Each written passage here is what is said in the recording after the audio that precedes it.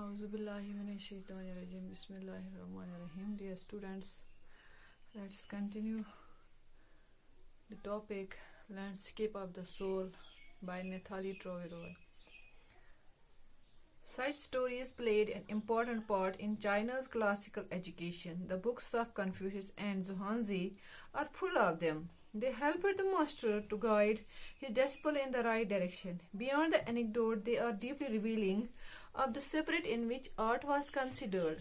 Contrast this story or another famous one about a painter who would not draw the eye of a dragon he had painted for fear it would fly out of the painting, with an old story from my native Flanders that I found most representative of Western painting.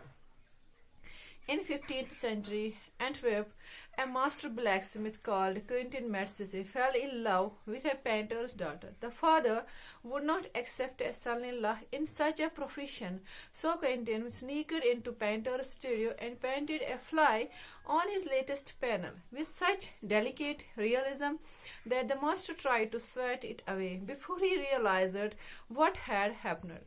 Quentin was immediately admitted as an apprentice into his studio. He married his beloved and went on to become one of the most famous painters of his age. These two stories illustrate what each form of art is trying to achieve: a perfect illusionistic likeness in Europe and a sense of inner life and spirit in Asia. In the Chinese story, the emperor commissions a painting and appreciates its outer appearance, but the artist reveals to him the true meaning of his work. The emperor may rule over the territory he has conquered, but only the artist knows the way within. Let me show the way, the door, a word that means both the path or the method and the mysterious works of the universe. The painting is gone, but the artist has reached his goal beyond any material appearances. Dear students, in such stories, the writer says that such stories play an important part in China's classical education, as there are many books that are full of such stories. They helped their students, they helped the teachers to guide their students, their pupils, their readers, their students to the right path, to show them the right path, to show them the reality. It becomes easy for them, so that this China's classical education plays an important role in molding and shaping, in providing the right path to the people, to the students by their teachers. They not only tell a story. ये China's class की जो ये कहानियाँ हैं, they not only tell a story but also shows the spirit in which art was considered in those ancient days. ये खाली कहानियाँ ही नहीं है, लेकिन इनसे हमें ये भी पता चलता है कि तब 8th सेंचुरी में या हम 15th सेंचुरी के बारे में बात करेंगे तो उन दिनों में ये आर्ट, ये कला जो है, ये हुनर जो है, ये फन जो है, इंसान की जो ये मेंटल अवेयरनेस जो है, तो ये कितना इसमें ये कितनी, how much it was considered in those days. In order to show the contrast, in order to show the difference between two things. Another famous one about a painter who would not draw the eye of a dragon he had painted. एक और painter ने एक painting बनाई थी जिसमें उसने dragon की painting बनाई थी, but he didn't draw the eye of the dragon. उसने उस पेंटिंग में ड्रैगन की आंखें पेंट नहीं किए, बनाई नहीं, क्योंकि उसको डर था.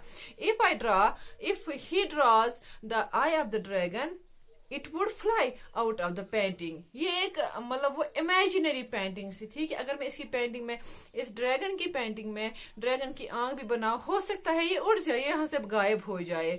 With an old story from native Flanders. Flanders means a part in the Egypt, a part in Belgium. In those days, It is also called the Belgium that I find most representative of Western paintings. In order to show the contrast between a Chinese painting and the Western painting, the writer tells a story of Western paintings too. इस contrast के लिए writer ने एक और कहानी ली, एक और painting ली, western painting, ताकि वो अपने रीडर्स को, पढ़ने वालों को डिफरेंस बता सके कि what was the difference between the Chinese painting and between the European painting in 15th century. एंट्रेव जिसको आज कल कहा जाता है, now known as Belgium. A master blacksmith called Quentin Matisse fell in love with a painter's daughter.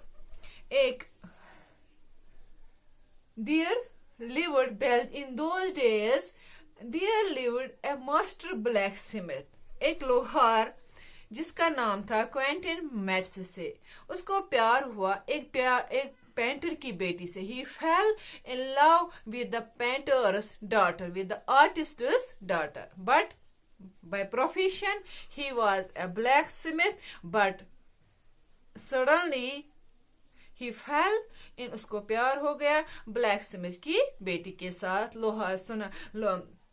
He fell in love with the painter's daughter. लोहार को painter की बेटी के साथ प्यार हो गया. But the father was reluctant. The father would not accept a son-in-law.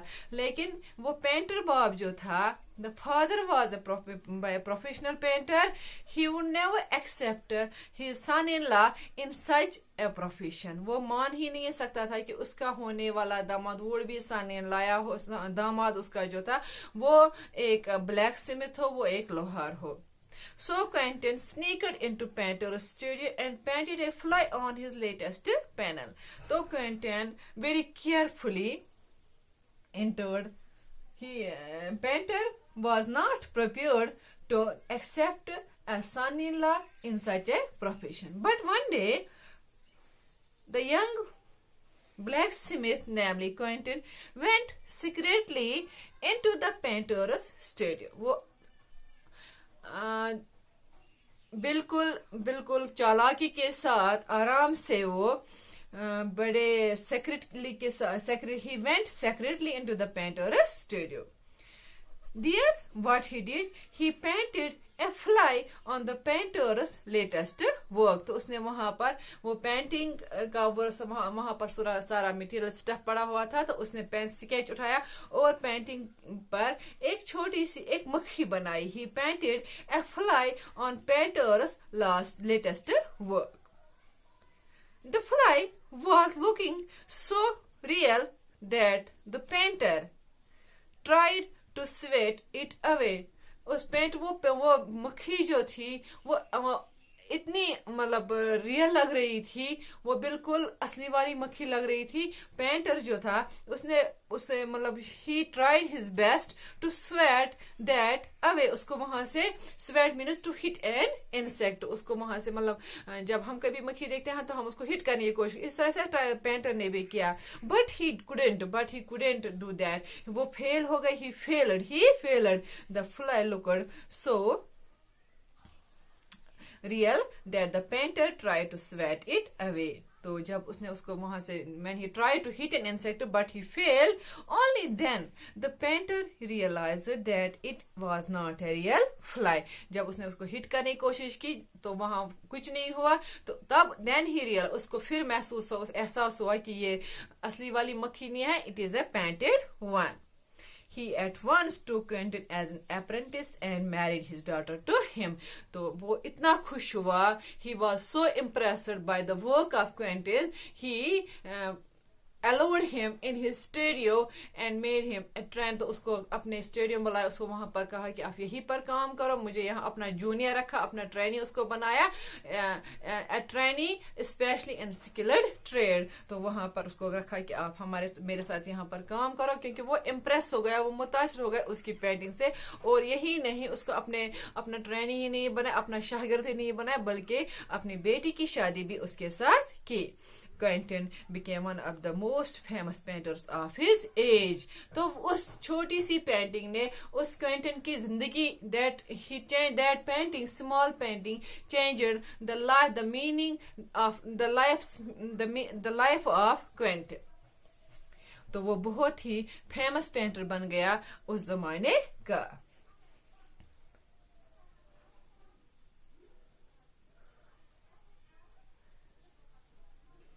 These stories reveal the difference in which art was considered in the East and in the West.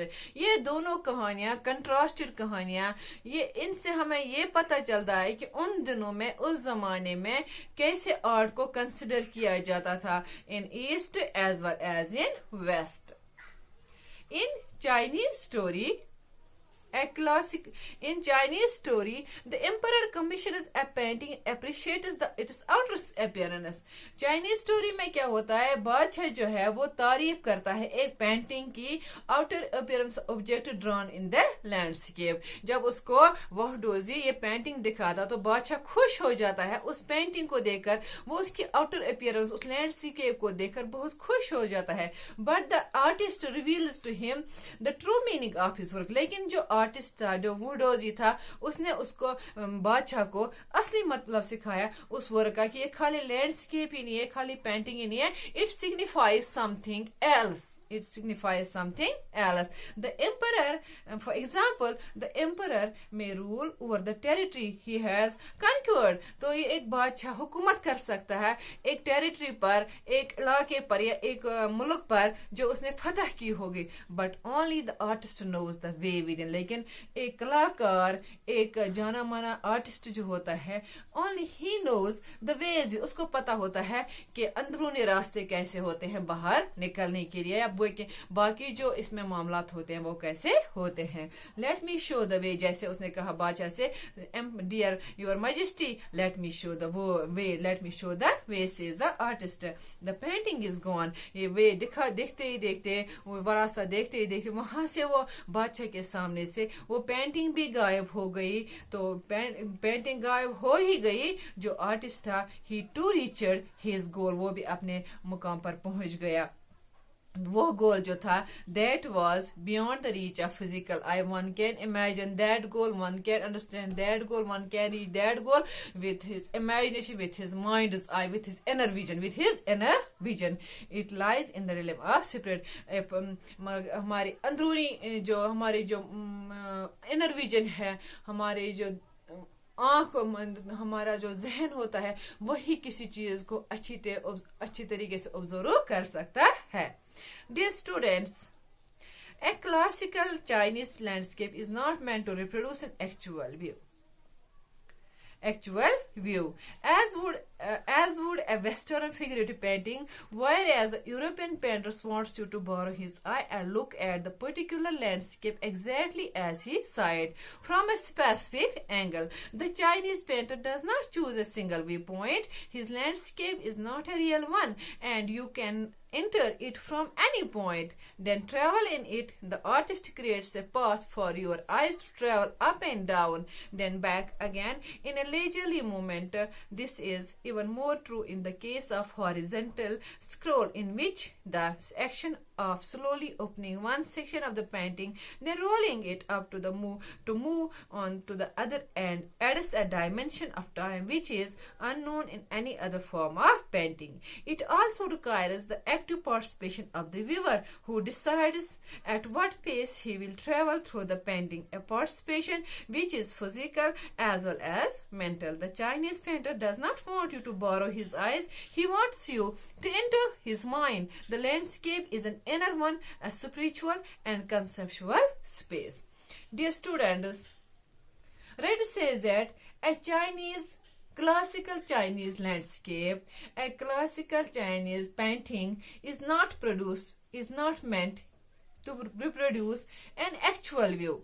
वो हमें असली व्यू तो नहीं दिखाता है. On the other hand, Western painters always tries to get figurative. लेकिन यहाँ पर contrast है between the Chinese as well as in the Western. East और वेस्ट. जो ईस्ट की पेंटिंग्स होती है वो हमें एक्चुअल व्यू नहीं दिखाते हैं, वो हमें स्ट्रेस करते हैं कि आप खुद सोचो, आप अपना दिमाग यूज करो, from your inner vision, from the soul of your mind, from you can use, we can use the mind, we can use our soul to imagine what is actually painted in the painting. But on the other hand, Western painters tries to give us a figurative, the actual view. A European painter wants you to borrow his eyes and look at the particular landscape exactly as he saw it. तो European जो painting होती है वो हमें सीधे दिखाते हैं कि इस पेंटिंग में क्या है, without any proper concentration. But the Chinese जो है, Chinese painter does not from a single viewpoint. अगर हम as compared the Chinese with Western European country, European painting जो होते हैं वो हमें actual view दिखाते हैं without wasting any time, without pressurizing our mind. लेकिन at the same time Chinese painting जो है वो एक ही व्यू पॉइंट से हम नहीं देख सकते हैं, तो वो क्योंकि वो रियल नहीं होती है. It is not shown from a specific angle. You can enter it from any point. हम कहीं से भी देख सकते हैं, but in Chinese painting, the viewer should utilize his mind. The viewer should use his mind, his inner vision, to look at the different aspects, to different views of the painting. The artist creates a path for your eyes. जो painters होते हैं Chinese painter, वो हमारे लिए they create a path for our eyes. We can travel up and down when we observe, when we view the Chinese painting. We can imagine, we can travel from up and down, then back again in a leisurely moment. This is even more true in the case of scroll painting. The viewer slowly opens one section of the painting and then rolls it up to move on the other. It produces in the viewer a sensation of moving through space and time. This is something unknown in any other form of painting. It requires the active participation of the viewer. The Chinese painting requires the active participation of the viewer so that viewer can utilize his mind, his senses properly to view the Chinese painting, because that is a different painting as compared to the European painting. The viewer himself decides at which pace he will travel through the painting. जो ये देखने वाला होता है उसको खुद decide करना होता है कि मुझे कहाँ से, कौन से रास्ते से इस पेंटिंग में जाना, मुझे पहाड़ों से जाना है, मुझे नदी नालों से जाना है, मुझे इन वादियों से जाना है. तो उसको खुद रियलाइज करना होता है, खुद डिसाइड करना होता है कि मुझे इस पेंटिंग में कहाँ से जाना है. तो वेस्टर्न पेंटिंग में एक ही रास्ता होता है, एक ही व्यू होता है, लेकिन चाइनीज पेंटिंग में डिफरेंट व्यूज होते हैं. The viewer himself decides at which pace he will travel through the painting. The participation is both physical and mental. Chinese painting में both participation होती है इंसान की, not only physical participation but also the mental participation of a person. The Chinese painter does not want you to borrow his eyes. Chinese painting में painter हमें नहीं कहते कि आप मेरी आंखें ले लो और मेरी आंख से दे दो. He tried, he wants you to enter his mind. कि मेरे जैसे मैंने अपने जहन से इस पेंटिंग को बनाया, मेरे जहन में क्या चल रहा था उस वजह में मैंने ये पेंटिंग बनाई है. His landscape gives a view of the inner life, the view of the spirit. वो हमें स्ट्रेस करते हैं चाइनीज पेंटिंग को व्यू करते वक्त. वो पेंटर के जहन में ये होता है कि जब भी कोई व्यूअर इसको देखे वो अपने जहन को यूटिलाइज करे, वो पूरी तरह देखे कि इस पेंटिंग में एक्चुअल पोजीशन क्या है, what the painter tries to convey, what the painter tries to show its viewers.